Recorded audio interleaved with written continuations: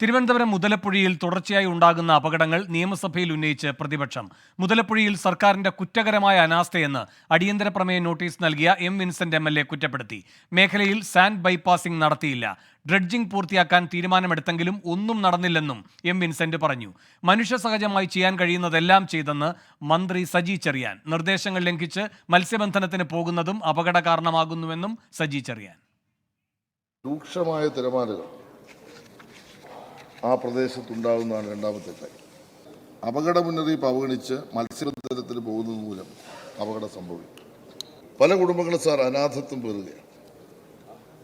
Sir, ഈ കാര്യത്തിൽ ഭരണപക്ഷവും കേന്ദ്ര ഗവൺമെന്റും ഒരുമിച്ച് നീങ്ങണമെന്നാണ് എൻ്റെ അഭിപ്രായം.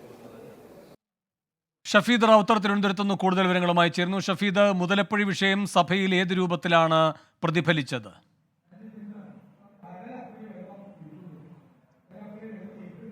എം വിൻസെന്റാണ് ഇന്ന് അടിയന്തര പ്രമേയ നോട്ടീസ് ഇതുമായി ബന്ധപ്പെട്ട് നിയമസഭയിൽ നൽകിയത്. അതായത് മുതലപ്പുഴയിൽ കഴിഞ്ഞ കുറച്ച് നാളുകളായി തുടരുന്ന മനുഷ്യരുടെ മരണം, അതടക്കമുള്ള കാര്യങ്ങളിലെ സർക്കാർ അനാസ്ഥ, അത് സഭ നിർത്തിവെച്ച് ചർച്ച ചെയ്യണം എന്നുള്ളതായിരുന്നു പ്രതിപക്ഷത്തിന്റെ ആവശ്യം. എന്നാൽ പ്രതിപക്ഷ നോട്ടീസിന് മറുപടി നൽകിയ സജി ചെറിയാൻ പറഞ്ഞത് മനുഷ്യസഹജമായി അല്ലെങ്കിൽ മനുഷ്യസാധ്യമായി ചെയ്യാൻ കഴിയുന്ന എല്ലാ കാര്യങ്ങളും മുതലപ്പുഴയിൽ ചെയ്തു എന്നുള്ളതാണ്. അദ്ദേഹം ഈ മുതലപ്പുഴയിലെ അപകടങ്ങൾക്ക് കാരണമായി ചൂണ്ടിക്കാണിച്ച 3 കാര്യങ്ങളിൽ ഒന്ന്, ഈ മത്സ്യത്തൊഴിലാളികൾ മുന്നറിയിപ്പുകൾ ലംഘിച്ച് കടലിൽ പോകുന്നു. രണ്ടാമത്തെ കാര്യമാകട്ടെ ഈ കൂറ്റൻ തിരമാലകൾ, അത് ഈ ആഴം കൂട്ടുന്ന അടക്കമുള്ള കാര്യങ്ങളുടെ പശ്ചാത്തലത്തിലും ടെട്രോപോഡുകൾ അത് ചിതറിക്കിടക്കുന്ന പശ്ചാത്തലത്തിലും ഉണ്ടാകുന്നു എന്നുള്ളതാണ് ഇന്ന് മന്ത്രി സജി ചെറിയാൻ ചൂണ്ടിക്കാണിച്ച കാര്യം.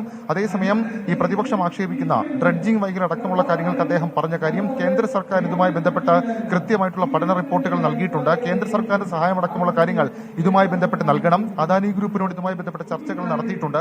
അദാനി ഗ്രൂപ്പ് വീണ്ടും സമയം നീട്ടി ചോദിച്ചു. അദാനി ഗ്രൂപ്പിന് സമയം നീട്ടി നൽകണമോ അതോ സ്വന്തം നിലയിൽ ഇതുമായി ബന്ധപ്പെട്ട പ്രവൃത്തി പൂർത്തിയാക്കണമെന്നുള്ള കാര്യത്തിൽ സർക്കാർ ആലോചിച്ച് തീരുമാനമെടുക്കുമെന്നുള്ളതാണ് സജി ചെറിയാൻ ഇന്ന് നിയമസഭയെ അറിയിച്ച കാര്യം. അതേസമയം പ്രതിപക്ഷമാകട്ടെ, എം വിൻസെന്റ് ആകട്ടെ, ഇക്കാര്യത്തിൽ ഉന്നയിച്ചത് സംസ്ഥാന സർക്കാർ ഇക്കാര്യത്തിൽ ഇരട്ടത്താപ്പ് നയം കാണിക്കുന്നുണ്ട്. അതിൽ അദാനി ഗ്രൂപ്പിനെ കൊണ്ട് കരാർ വ്യവസ്ഥ പ്രകാരം നിർമ്മാണ പ്രവർത്തികൾ പൂർത്തീകരിക്കാനുള്ള ഇച്ഛാശക്തി സംസ്ഥാന സർക്കാർ കാണിക്കണം.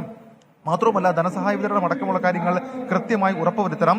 ഡ്രഡ്ജിംഗ് അപ്പാടെ മുതലപ്പുഴയിൽ നടന്നിട്ടില്ല. മുതലപ്പുഴയിൽ JCB ഉപയോഗിച്ചുള്ള ഡ്രഡ്ജിംഗ് അത് കണ്ണിൽ പൊടിയിടാനുള്ള സംസ്ഥാന സർക്കാരിന്റെയും അദാനി ഗ്രൂപ്പിന്റെയും ഒത്തുകളിയാണെന്നടക്കമുള്ള കുറ്റപ്പെടുത്തലുകൾ അത് പ്രതിപക്ഷം നിയമസഭയിൽ ഉയർത്തുകയും ചെയ്തിട്ടുണ്ട്. എന്തായാലും ഇത് സഭ നിർത്തിവെച്ച് ചർച്ച ചെയ്യേണ്ട കാര്യമില്ല എന്നുള്ള മന്ത്രിയുടെ മറുപടിയെ തുടർന്ന് അടിയന്തര പ്രമേയാനുമതി നിഷേധിച്ചു. അതേസമയം പ്രതിപക്ഷ നേതാവ് VD സതീശൻ അടക്കമുള്ള ആളുകൾ ഇപ്പോൾ സംസാരിക്കുകയാണ്. അവർ ചൂണ്ടിക്കാണിക്കുന്നത് സംസ്ഥാന സർക്കാർ ഇക്കാര്യത്തിൽ കാണിക്കുന്ന അനാസ്ഥയെക്കുറിച്ചാണ്. ഷഫീദ് റാവുത്തറാണ് നിയമസഭയിൽ നിന്ന് വിവരങ്ങൾ നൽകിയത്.